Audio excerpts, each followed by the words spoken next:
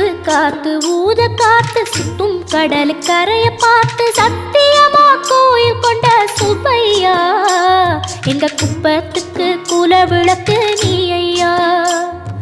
வாட காத்து வீச பார்த்து அலையை எதிர்த்து வலைய போட்டு மீன் பிடிக்கும் தொழில் நடக்குது முத்தையா. கரை மீண்டு வர காவல் உந்தன் வேலையா.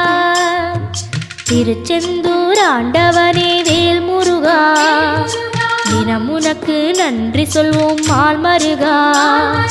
திருவடியில் தவம் இருப்போம் திருமுருகா. தீப்பெழுது நலமெனவே வடிவழகா.